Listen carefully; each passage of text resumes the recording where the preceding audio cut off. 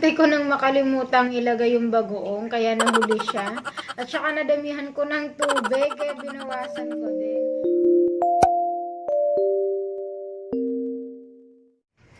Hello mga ka-fem-fem! Welcome back to my channel. Ayan mga ka-fem-fem, yung gagawin natin ngayon ay magluluto tayo ng dinengdeng. Pero ngayon ko pa lang talaga i-try itong lutuin. Kaya ginawa ko din, sinerch ko kung paano gawin at saka yung mga ingredients. So ito yung mga binili ko, isda. Ayan, prinito ko na rin. Gusto ko talaga yung mga ganitong ulam na may isda at saka maraming gulay. Ito yung mga gulay niya. Oh. Ampalaya, sitaw, talong, kamote, okra. Favorite ko talaga yung kamote pag inulam. Lalo na yung clams na niluto ko. Naku, inuna ko talaga yung kamote. At saka ito pa, kamatis, sibuyas, luya. Ito pa, meron pa.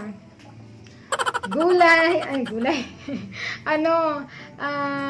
nawala na ako. Kalabasa, yung dahon at saka yung flower niya, oh.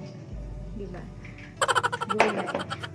Siyempre, hindi ito mawawala. Yung bagoong, pampalasa natin. Magic sarap, or pwede rin yung, yung asin, pwede yun. Depende na lang yun sa inyo. So, yun nga, itry na natin tong lutuin. Pero parang madali lang din naman to. Basta importante naman, maluto siya ng maayos. So, yun nga guys, try na nating lutuin. Let's start!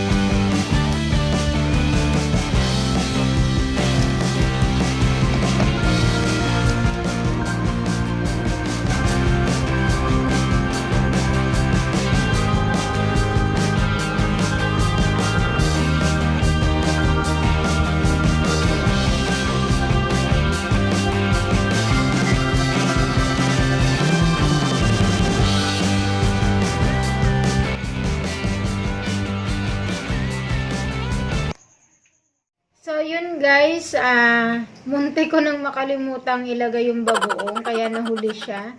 At saka nadamihan ko ng tubig, kaya binawasan ko din. Pero masarap siya, hindi siya maalat, hindi rin matabang. Tama lang yung timpla, at saka yung gulay, sakto lang. Masarap. At saka yung fish, lahat masarap. Yun nga guys, masarap talaga siya. Kain tayo. Yun. Gusto ko yung gulay. Pwede rin pala yung malunggay. Dapat pala bumili ako ng malunggay.